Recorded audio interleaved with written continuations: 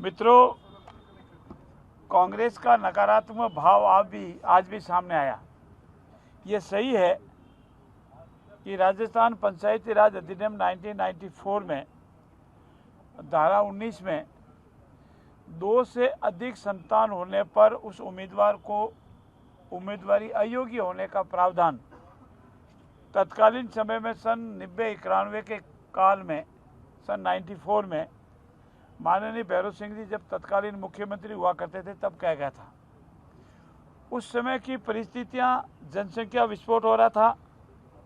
सारे विश्व में ये माना जा रहा था कि भारत में, राजस्थान में जनसंख्या बहुत बढ़ रही है। जो हमारे देश की, हमारे प्रदेश की जो कल्याणकारी योजनाएं थी वो आम आदमी तक नहीं पहुंच रही थी। योजनाओं का लाभ आम आदमी को नहीं मिल रहा था और तत्कालीन समय में प्रजनन दर 3.2 से अधिक थी। और उस परिस्थिति में समाज और प्रदेश के हित में ये क्रांतिकारी निर्णय लिया गया था। उस समय ही कांग्रेस ने आलोचना की थी और जब हमारे यशस्वी मुख्यमंत्री आदरणीय वसुंधरा राजे जी ने अपने काल में एजुकेशन के प्रावधान जोड़े थे तब भी कांग्रेस ने आलोचना की थी और स्वयं कांग्रेस ने शिक्षा का जो आधार था उसको हटाया था। परंतु करीब 30 वर्ष के अवधि के बाद परिस्थितियों में बदलाव हुआ है। जनसंख्या विस्फोट रुक गया है और तत्कालीन समय में जो प्रजनन दर 3.2 थी वो घटकर के मात्र 2 रह गई है। और आज विश्व में और प्रदेश में ये मांग होने लगी है कि इसी तरह से प्रजनन दर कम होते रहेगी तो हमारे लिए खतरे की घंटी है।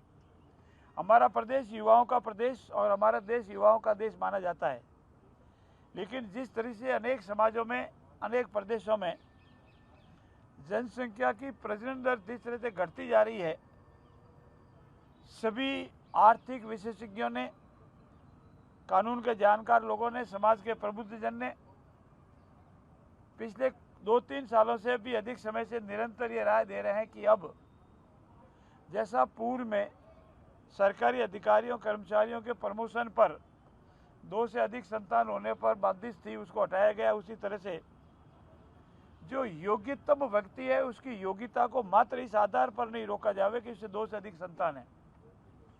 योग्यता की पहचान करने, पंचायत राज में योग्य व्यक्तियों को लाने के लिए ये पूर्ण रूप से महसूस किया गया कि 2 से अधिक संतान होने के आधार पर जो उसकी योग्यता है उसको समाप्त किया जावे और योग्य व्यक्तियों को चुनाव लड़ने का अधिकार दिया जावे।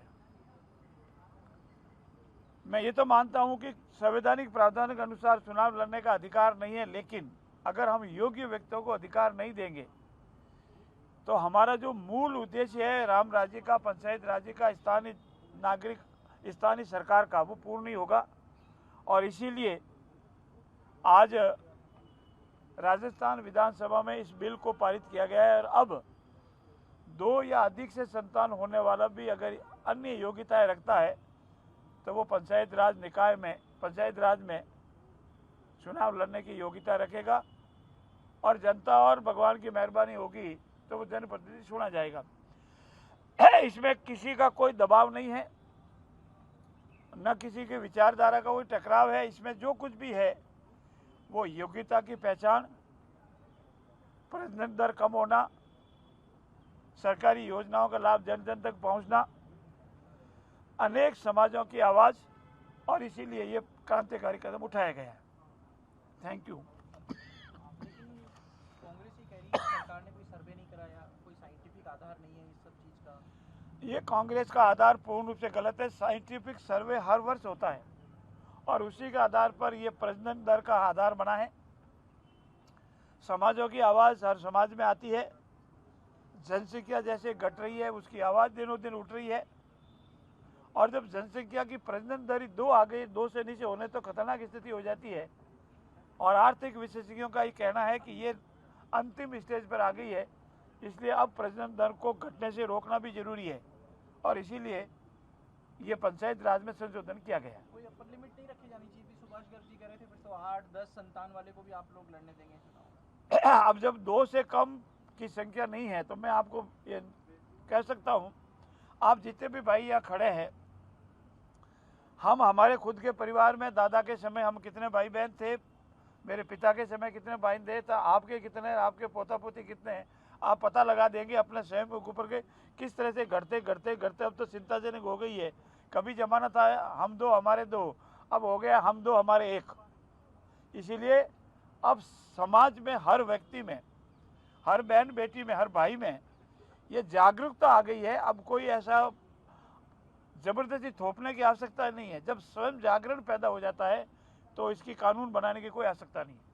क्या इसको पार्टी को भी कोई फायदा मिलेगा आगामी पंचायती राज चुनाव में, ऐसा लगता है आपको? हम ऐसे आधारों पर चुनाव में नहीं जाते हैं, हम विकास के आधार पर चुनाव में जाएंगे। और चूंकि आज कई माननीय कांग्रेस के विधायकों ने ये कहा है कि आप जानबूझ करके चुनाव नहीं करा रहे, मैं आपके ज्ञान के लिए बता दूं, राजस्थान सरकार ने पंचायत राज में चुनाव कराने की सारी प्रक्रियाएं पूर्ण कर ली है। अब चुनाव कराने वाली जो हमारी स्वतंत्र निकाय है उसकी जिम्मेवारी है कि वो कब चुनाव करावे।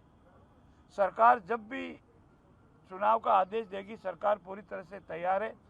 सरकार के जिम्मे कोई कार्य बाकी नहीं है, हम शीघ्र चुनाव कराने को तैयार है। अब सरकार में चुनाव आयोग जब भी कहेगा हम चुनाव करा लेंगे। और इस आधार पर कि हमने जनता को ये योग्यता का एक फ़ायदा दिया है, इस आधार पर नहीं जाएंगे। हाँ, समाज में मैसेज आएगा कि ऐसी फालतू बंदिश थी उसको हटा दिया है, समय की आवश्यकता के अनुसार हटाया है।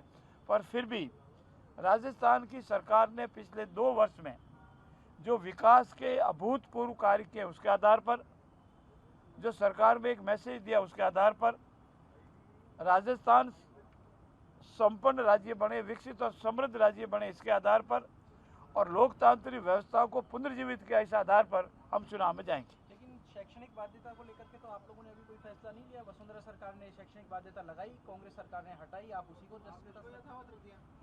देखिए, हमारा ये मानना है कि तत्कालीन समय में योग्यता को आधार पर लिया गया, कांग्रेस सरकार ने हटा दिया। और अभी हमने महसूस किया कि जो भी निर्णय लिया वो ले लिया है, उसको अब बदलने की आवश्यकता महसूस नहीं की। अगर अब बदलने की आवश्यकता महसूस होगी तो इसको चेंज करेंगे। मेरे आधार पर, चूँकि जब 2 से अधिक संतान वाला शैक्षणिक योग्यता वाला आधार हटा दिया है, तो अब जो भी योग्य है, भले वो साक्षर है और कोई डिग्री नहीं ली है और चुनाव लड़ता है, योग्य है, तो उसको लड़ने का मौका मिलना चाहिए।